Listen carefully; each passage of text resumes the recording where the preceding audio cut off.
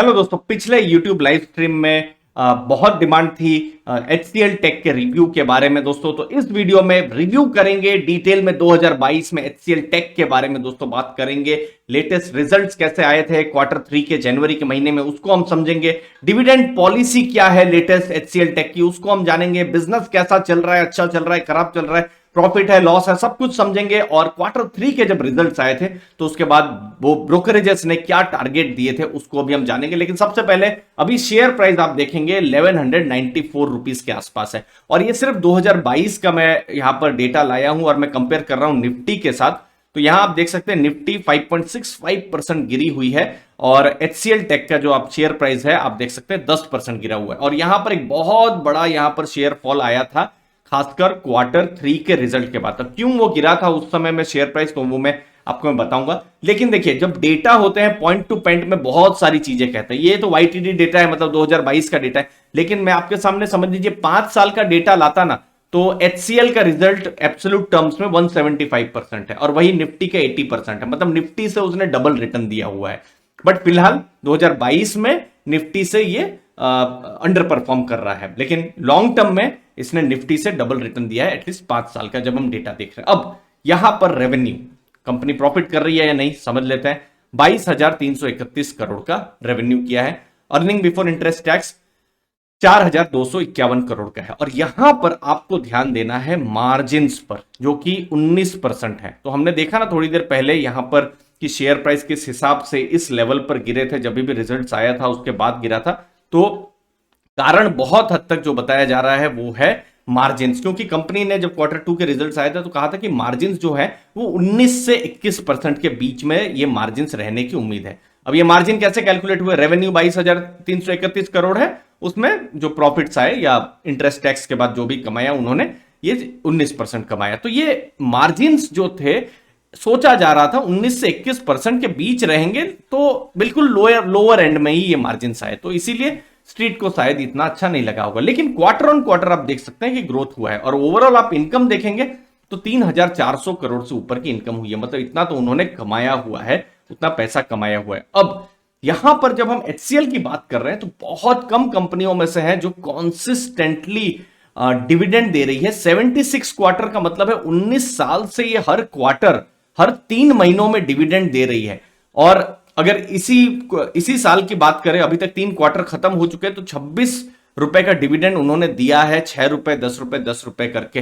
Eligible share holders confirm भी कर सकते हैं कमेंट सेक्शन में कि उनको डिविडेंड मिला है कि नहीं। तो 26 रुपीज का डिविडेंड दिया हुआ है। और बिल्कुल लेटेस्ट में आप देखेंगे जब Q2 का रिजल्ट था उसके आसपास उन्होंने अपनी डिविडेंड पॉलिसी भी बताई कि वो जितना कमाएंगे उसका 75% तो वो डिविडेंड दे ही देंगे। कम से कम 75% डिविडेंड दे देंगे या उससे ज्यादा का डिविडेंड दे देंगे। तो 2026 फाइनेंशियल ईयर तक, अभी का फाइनेंशियल ईयर और अगले 4 ईयर, मतलब टोटल 5 साल के लिए डिविडेंड पॉलिसी फिक्स हो गई है कि कंपनी जितना प्रॉफिट कर रही है, जितना कमा रही है, उसका 75% डिविडेंड मिल जाएगा। तो कंपनी ज्यादा प्रॉफिट करेगी तो इन्वेस्टर्स ज्यादा डिविडेंड भी एक्सपेक्ट कर सकते हैं।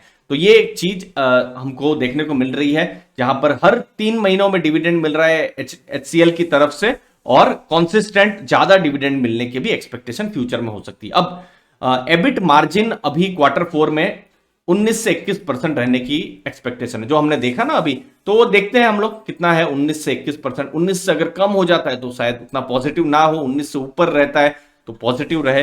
Double digit constant currency guidance उन्होंने दिया है। और मैनेजमेंट ने यह भी कहा है कि डिमांड एनवायरनमेंट स्ट्रांग है। मतलब जो IT का जो काम है, उनका जो बिजनेस है, क्योंकि बहुत बड़ा बिजनेस US से आता है, तो US में बहुत बड़ा डिमांड है, यूरोप में बहुत बड़ी डिमांड है, तो वो भी मैं आपको बताऊंगा। लेकिन जो चैलेंज है पूरा IT सेक्टर में या HCL में भी आप देखेंगे कि एट्रिशन हो रहा है। जो इंप्लॉइज हैं, जो टैलेंट है, वो जॉब छोड़ के जा रहा है, जो यहां पर हमको देखने को मिलेगा। आप देख सकते हैं यहां पर एट्रिशन 2020 में जो था, आप देखिए 10.2% था, और अभी एट्रिशन 2021 में दिसंबर में लगभग 20% हो गया। डबल एट्रिशन हुआ है। और ये मैं डेटा आपको किसी दूसरी कंपनी का भी दिखाता ना, चाहे वो इन्फोसिस होता या TCS होता या कोई मिड कैप IT कंपनी का भी होता ना, तो ये कॉमन चीज आपको देखने को मिलती।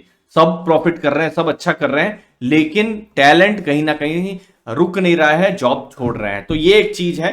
अच्छी बात ये भी है एटलीस्ट टैलेंट लोग के लिए, क्योंकि उनके लिए अपॉर्चुनिटीज बहुत है, लेकिन कंपनीज के लिए एट्रिशन बहुत बड़ा चैलेंज है। तो ये हमको देखना होगा कि एट्रिशन अब कैसा हो रहा है, नॉर्मलाइज हो रहा है, कम हो रहा है, ये हमको पता चलेगा क्वार्टर 4 में जब रिजल्ट आएंगे। और बहुत पास है क्वार्टर 4, मार्च का महीना चल ही रहा है और अप्रैल में ये रिजल्ट्स भी आएंगे। तो ये एट्रिशन एक बहुत बड़ा चैलेंज हर बिजनेस के लिए है। बाकी ग्रोथ आप देख सकते हैं, रेवेन्यू ग्रोथ 5 साल में 10.6% का हुआ है, एबिटा ग्रोथ जो है 12.7% का हुआ है। आप देख सकते हैं 5 साल में ये ग्राफ ऊपर की तरफ ही जा रहा है। अब क्लाइंट्स, कौन सा क्लाइंट कितना बड़ा है और कितना बिजनेस ला रहा है, तो देखिए बड़े क्लाइंट्स में आप देख सकते हैं 15 क्लाइंट है जो $100 मिलियन मतलब 700 करोड़ 750 करोड़ के आसपास का वो जो है रेवेन्यू, या मैं कहूं कि वो एटलीस्ट उनका जो बिजनेस है, रेवेन्यू नहीं, उनका बिजनेस इतने का है।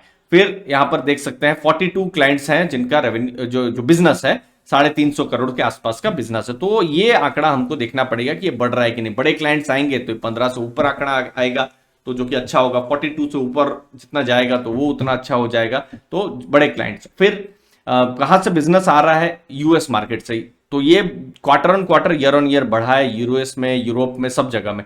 लेकिन यहां मैं नंबर लिख देता हूं, मैक्सिमम बिजनेस आता है अमेरिका से आता है। तो फिलहाल 63% के आसपास जो बिजनेस है अमेरिका से आता है, और यूरोप से 28% के आसपास बिजनेस आता है। तो ये एक की मॉनिटरेबल रहेगा, जब भी हमको देखने का रहेगा कि यूरोप का बिजनेस कैसे अफेक्ट हुआ है, ये जो करंट जो जियो पॉलिटिकल इशू हो रहे हैं ना यूक्रेन और रशिया के बीच में, तो यहां पर किस हिसाब से असर पड़ा है। क्योंकि देखिए 28% बिजनेस छोटा बिजनेस नहीं है।